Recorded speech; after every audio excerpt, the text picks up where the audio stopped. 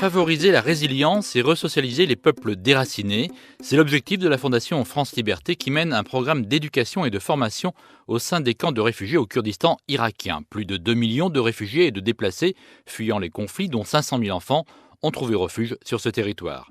Pour endiguer les traumatismes et donner espoir à ces populations d'un retour à une vie équilibrée, la Fondation organise depuis 2 ans des activités pédagogiques pour les enfants et forme les adultes aux méthodes d'éducation populaire. Un programme qui a un coût, d'où la campagne de financement participatif actuellement en cours intitulée « L'enfance est un droit ». Bonjour Léna Bauer. Bonjour. Responsable de la communication à France Liberté.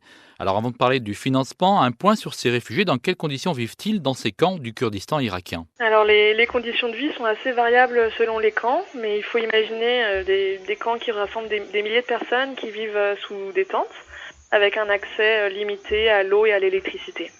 Donc les enfants ils peuvent bénéficier de quelques heures d'école par jour, mais en termes psychologiques, c'est assez difficile puisqu'il y a beaucoup d'inactivité et d'isolement. Alors ces réfugiés, d'où viennent-ils? Il n'y a pas que des Kurdes. Non, il y a assez peu de Kurdes dans les camps au Kurdistan irakien. Donc par exemple, le camp d'Ashti où nous intervenons est un camp de déplacés. Donc ce sont des Irakiens qui rassemblent des communautés tchabaks, arabes, des yézidis, des turkmènes, etc. Donc beaucoup de ces réfugiés viennent de Syrie, bien sûr, et puis de la ville de Mossoul en Irak où ils ont été chassés par la guerre et par l'État islamique. Alors dans ces camps, vous menez un programme d'éducation en partenariat avec la fédération Léo Lagrange. Quel est l'objectif de ce programme? Alors l'objectif général du programme, c'est de contribuer un peu au retour de la paix. Donc nous pensons que le retour de la paix passe par le fait de favoriser la résilience, donc c'est-à-dire la capacité à surmonter les traumatismes. Et pour cela, on organise des activités constructives dans ces camps de réfugiés. Et ces activités, justement, de quelle nature sont-elles? Alors ces activités, on les mène donc avec la fédération Léo Lagrange, comme vous l'avez dit, et puis avec des associations kurdes sur place. Donc pour les adultes, ce sont des activités de formation. Donc on forme à 2 métiers, des animateurs et des formateurs d'animateurs. Et puis pour les enfants, ce sont des activités pédagogiques, beaucoup d'activités d'expression comme le théâtre, la peinture, le dessin, le slam, etc. Puis des activités de coopération également. Donc les apprentissages sont vraiment très importants, sont essentiels bien sûr, donc avec l'anglais, les sciences, mais l'objectif c'est également de développer la capacité des enfants à se projeter, à imaginer leur avenir par ces activités. Alors dans votre programme, il y a aussi une partie de formation de formateurs pour que les adultes sur place prennent votre relais. Oui, effectivement, cette formation de formateur, d'animateur, ça permet au projet de se pérenniser, d'être valable dans le temps. Et puis c'est l'un des 2 parcours de formation qui est sanctionné par un diplôme, un certificat reconnu par le gouvernement kurde. Est-ce que vous percevez des résultats depuis 2 ans? Oui, en 2 ans, on a déjà formé 45 personnes. Donc à l'un de ces 2 cycles de formation dont je parlais.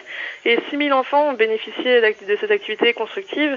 Mais au-delà des chiffres, les témoignages sur le terrain montrent qu'il y a une évolution de toutes les personnes impliquées dans ce programme, que ce soit les adultes comme les enfants, et que l'épanouissement, notamment des enfants, est beaucoup plus grand et ils arrivent beaucoup mieux à côtoyer des communautés et à surmonter leurs traumatismes qui sont dus à l'exil et à la guerre. Alors vous avez parlé tout à l'heure de résilience à travers ces activités. En quoi cette notion est importante pour ces enfants? Alors, la résilience, c'est une notion fondamentale pour permettre de surmonter quand on a vécu des choses difficiles, des traumatismes, pour permettre de s'adapter, de surmonter et puis surtout de se projeter.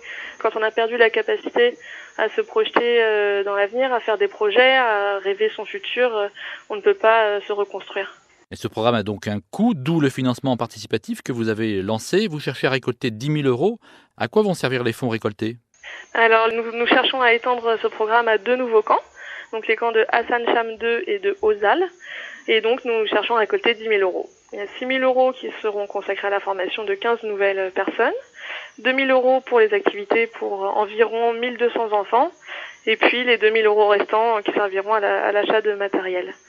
Donc, il faut savoir, quand on fait un don de 50 euros sur cette campagne de financement participatif, on permet à 60 enfants de bénéficier d'activités pendant 2 semaines. Donc c'est vraiment quelque chose de concret. Et comment peut-on participer à ce financement participatif? Alors on participe sur la plateforme qui est la plateforme Hello Asso, sur la page de la campagne L'enfance est un droit. Donc on retrouve le lien directement sur la page Facebook et puis sur le site internet de la Fondation France Liberté. Donc on peut participer jusqu'au début du mois de juin. Et pour l'instant, nous avons atteint à peu près 40% de notre objectif des 10 000 euros. Donc nous sommes déjà très contents d'avoir récolté cette somme et la campagne continue. Donc faire un don, ça prend quelques minutes, c'est déductible des impôts. Donc un don de 50 euros revient à 17 euros après la déduction fiscale. Et puis ça permet vraiment d'aider les personnes qui sont touchées par la guerre à se reconstruire. Et tous les liens sont donc à retrouver sur le site de France Liberté et sur celui de Fréquence Terre. Merci Léna Bauer. Merci beaucoup. Monde solidaire à retrouver sur fréquenceterre.com. Philippe Bourri, Fréquence Terre. Retrouvez et podcastez cette chronique sur notre site fréquenceterre.com.